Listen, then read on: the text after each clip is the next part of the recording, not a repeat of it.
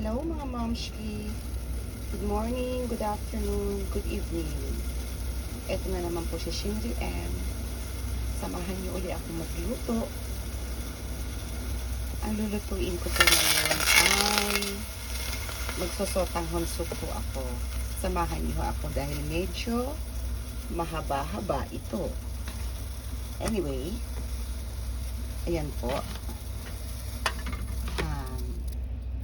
Lagyan na natin siya ng mantika. Gisa-gisa na tayo.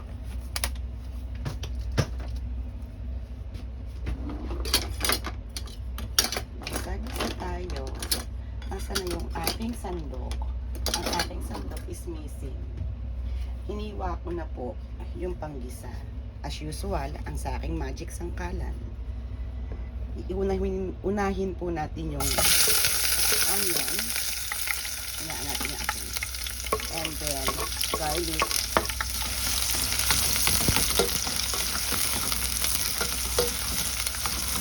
Naghiwa po ako ng konting ginger. Yan. Lagyan natin ang ginger. Hilang-hilang tayo.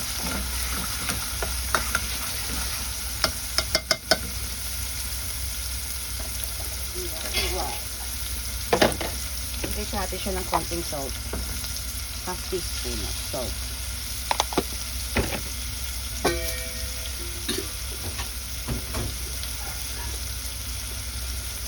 Naghiwa na rin po ako ng, ang ilalagay natin is chicken breast. Chicken breast lang siya. Pero alam nyo, mas masarap gumamit kung meron yung bang buto-buto. Kaya lang wala akong stock sa rest. So, ano lang yung stock, yun lang ang hiniwa-hiwa ko. Chicken breast. Hiwa-hiwa ko na siya. Gisa-gisa natin siya ng konti. Akala ko namatay apoy. Yan, halu-haluin lang. Ilalagay ako ng konting paminta. Hahatching na naman ako mamaya kasi naglagay ako ng paminta. Ano ba yan? Hatching. Halu-haluin lang natin siya. Yan. Yaan lang natin siya mamaya. Magkwentuhan muna tayo habang pinapakuluan natin siya ng konti. Punas-punas ako ganyan kasi nga ayaw ko nang matalamsik. Gawa tayo ng sotanghon. Ang sotanghon mo sa Japan, eto. Yan.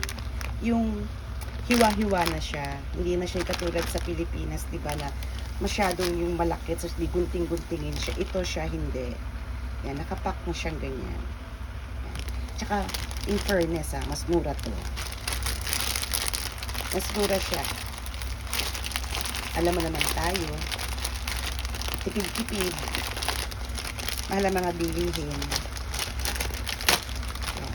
Pag binuksan natin siya, ganyan ang itsura niya. Yan, yan. Putol na siya. Hindi ko na siya kailangan putulin dahil putol na siya. Maglagay lang tayo siguro ng mga... Anyway, 3 piraso lang to. Ilagay na natin siya lahat para yumminess.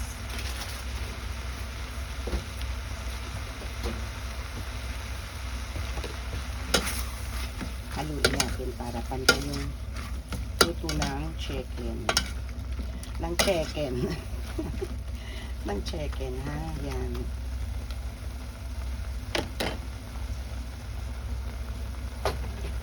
Ganyan mo ako magluto ng sotanghon.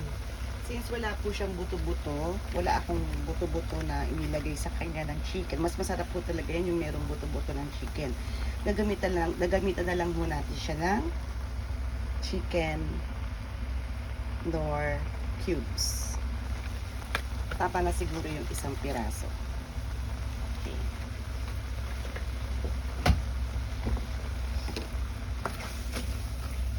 Ang Pilipino talaga, no? Kahit saka magpunta, talagang hinahanap mo yung mga instant na yan ng mga pangsahog, yung panggisa, sinigang, yung mga broth na yan, yung mga ganyan, tubes na ganyan. Hindi ka talaga mawawalan sa kusina. Ngayon, medyo okay na siya. Lagyan natin siya ng tubig. Pakuluin lang natin. Yan. Natin siya ng tubig.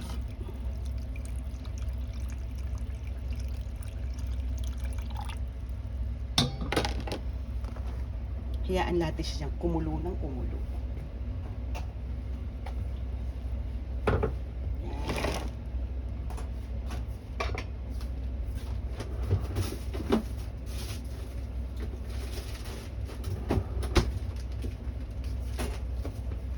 Habang pinapakulo natin siya, samahan niyo ako dito sa chopping board ko. Yan, ito uli ako sa chopping board. Meron akong repolyo kalahati. Pero hindi ko ilalagay ito lahat. Isang luto pa to, mga mamshi. Kalahati lang. Yan. Siya lang ang ilalagay ko. Hindi ko ilalagay lahat. So ngayon, itatago ko siya uli, irarap ko siya uli. O, di ba? May isang luto pa. Ganun lang talaga, tipid-tipid. O. Yan. Tatago ko siya uli sa rep. Tapos, meron uli ako, ito uli yung mushroom. Yan, lagyan natin siya uli ng mushroom. Mga 2 piraso, tama na siguro to. So, keep natin siya uli. Keep natin uli yung natirang mushroom. Baka magluto uli ng kailangan ng mushroom. O, diba? Ang dami kong purpose nito.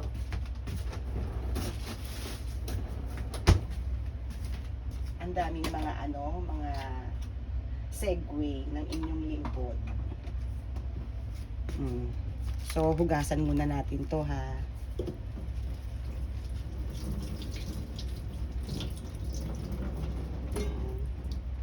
Hugasan muna natin siya.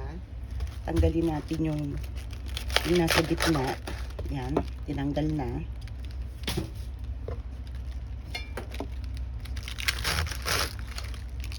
Kuhain lang natin siya ng hindi tayo mahihirapang nguyain. Tsaka matutunaw naman yan mamaya dun sa sabaw. Yan. Yan siya. Separate muna natin.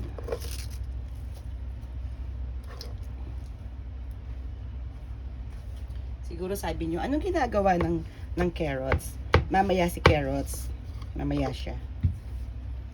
Iwain na rin natin si mushroom. Kahit naman walang mushroom, okay lang. Kaya lang, pampalasa, pampalinamnam din to. Lagyan natin ang mushroom. Yan. Diba? Ang dami ng bigla ng mushroom. Dumami bigla si mushroom.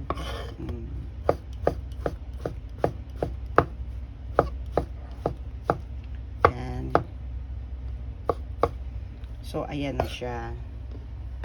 O, diba? Yan na lang ang nag-aantay. Hintayin natin kumulo. Habang pinapakulo natin siya, magkukwentuhan muna tayo. Tama, may hawak mo naman akong basahan. O, diba? Sinis basahan ako. Yan. Kwentuhan muna tayo. Kayo, ano ang mga ulam-ulam ninyo? Diba? Araw-araw ang ating mga duties, mamshi, no? Sa umaga, anong almusal? Sa tanghali, ano ang pananghalian? Sa gabi, ano ang hapunan? O, kung may maliliit ka pang babies, ano ang merienda? O, diba? Ang daming ganap. In between that, maglalaba ka pa. Maglilinis ka pa ng bahay. O, diba? Ang hirap. Yun lang mag-isip ka, napakahirap. Diba? Kaya hindi biro maging mamshi, tsaka yung pagbabudget. Yan, ganyan ako magluto. Kung ano yung mura, yun ang binibili ko. Bahala na kung anong mangyayari sa kanya pagkaluto. Gi-stack ako. Pagka may mga sale, kahit na 20% off, mas maganda kung 50% off. Pag 50% off, ay naku, bongga. Bibilihin ko yan. Tapos, pagdating ko sa bahay, hugasan ko siya. Ayan, kumukulo na. Hugasan ko lang siya. Tapos, ilalagay ko sa maayos na ziplock or sa container, i-freezer ko siya. Papaabutin ko yun. O, diba? Tulad yung mga baboy, yung mga manok. Minsan nakakatsyempo kasi ako ng mga 50% off. Yan. Kakatuwang bumili ng ganun, ano. I-enjoy ako. Love na love ko yun. Kaya pagka yung alam ko na ganung oras na malapit na magsarado ang grocery, ay nako, game ako dyan. Punta ako dyan. Oh. Alam nyo nung araw dito sa Japan, pagka ganyan na bumibili ka ng mga 50% off, yung may mga sticker, naku, ang mga Japonesa nakatingin sa iyo yan. Oo. Ngayon, hindi. Kalaban ko na sila na kumukuha ng mga 50% off. O, diba? Tanggalin natin yung konting bubbles, ha. Oo. Ngayon, kalaban mo na sila. Tsaka nung araw, nung bagong dating ako dito, alam niyo ba yung paa ng manok? Paa ng manok, yung atay ng manok, yung puso ng manok, yung mga balat ng manok.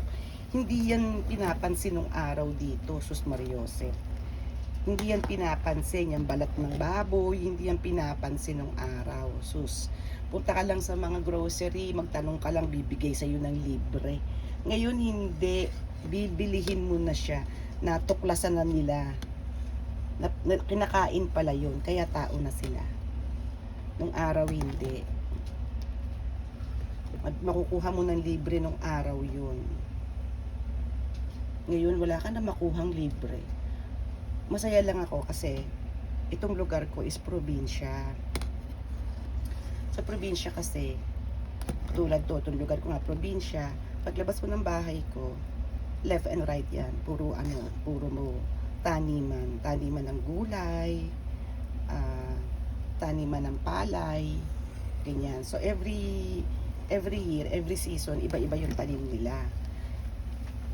Dito sa lugar ko, pag binigyan ka, kailangan tanggapin mo. Kasi pag hindi mo tinanggap, magtatampo sila. O, diba? Bongga.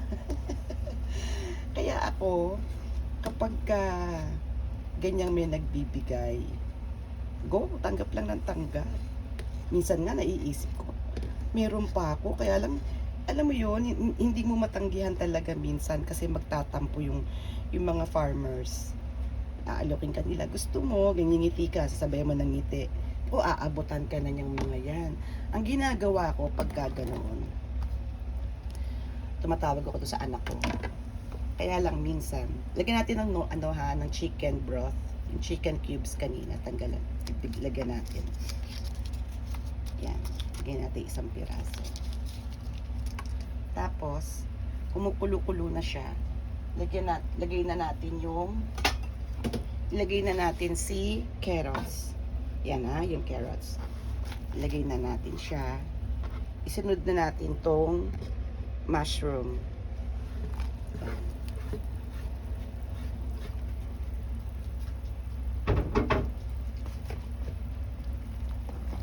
Asa na ba yung kinukwento ko? O yun na nga. Minsan yung anak ko din, may mga nagbibigay din sa kanya. So minsan meron din siya. So ang gagawin ko, babalot ko siya ng newspaper.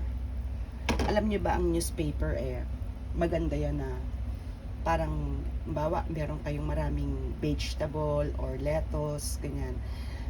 Pwede niyo siyang ibalot sa newspaper. Ilagay niyo sa ref. Magtatagal yon, promise.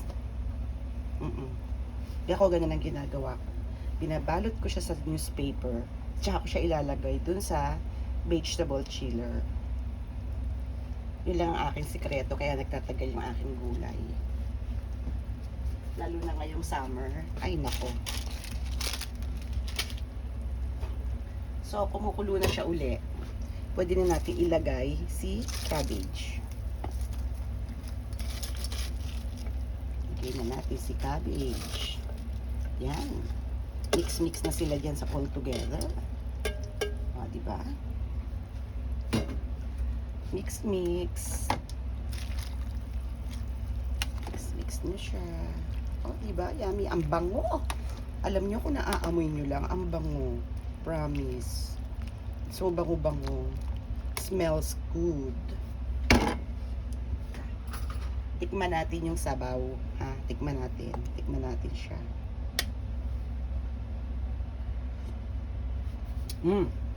Sabaw pa lang. Pak na pak. Sabi ko sa inyo. Pak na pak ang sabaw. Pagka kumulo na siya, saka natin ilagay si sotanghon, ha? Saka natin siya ilagay. So, magkwentuhan muna tayo habang pinapakulo natin siya. Pero, habang dumadaldal ako dito, binubuksan ko siya. Para mamaya, ihuhulog ko na lang. O, binubuksan ko.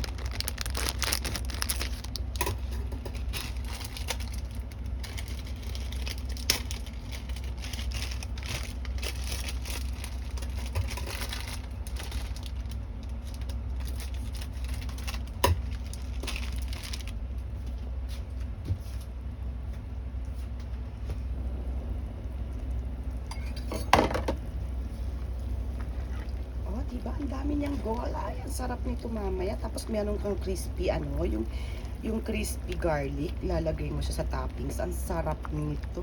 May gulay. Oh, diba? So, kumukulo na siya. Mga irog. Lalagay na natin si sotanghon.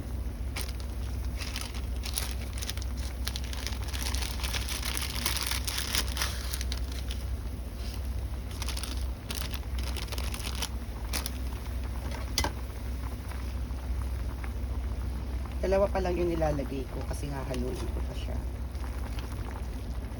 Yung halo. Ang dalawa nga lang, pwede na yun.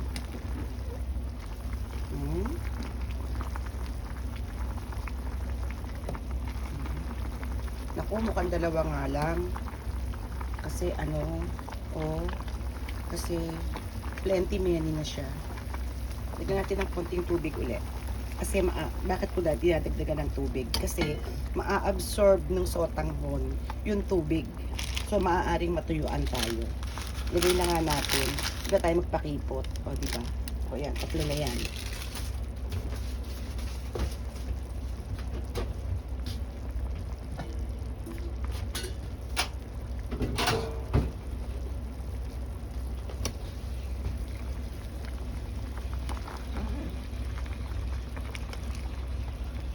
Ayan. Diba? Kumukulo-kulo na siya.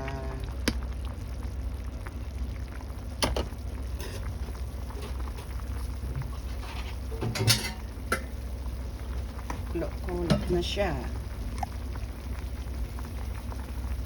Diba? So, kaya hinaan natin ang apoy. Yaan lang natin siyang kumulo-kulo dyan. Ayan o, ang sarap po. O, diba? O, sotanghon. O, sangka pa. Pak na pak. Tikman natin uli Pak na pak ang sotanghon ng inyong scenery. Yan. Lagyan natin siya ng konting soy sauce para naman hindi mukhang maputla. Yan. Lagyan natin. Konti lang. Konti lang. Tsaka dagdagan natin ng konting tubig ulit. Pakuluin ang pakuluin. Yan. O, diba? Hindi na siya maputla.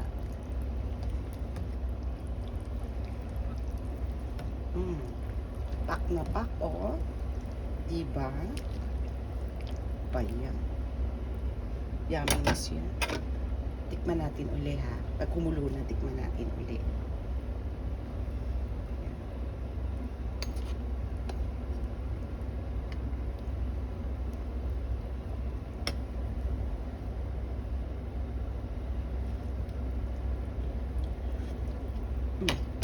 Lagyan natin konting, yan lang salt.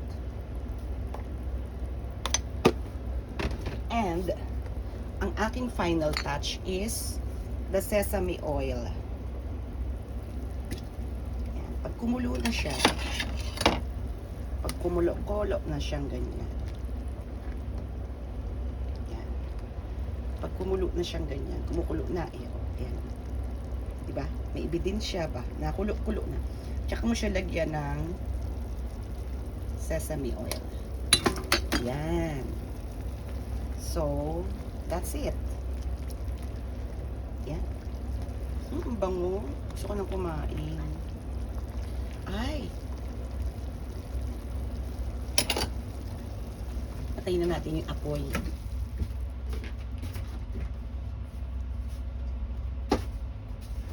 Kanina nagtanghali, naglaga ako ng itlog. Ilagay natin sa itlog. Yan. One for me. And one for me. Sa mga mamshi, thank you for watching. Thank you. Ang aking sotanghon soup. Enjoy cooking. Take care. Bye.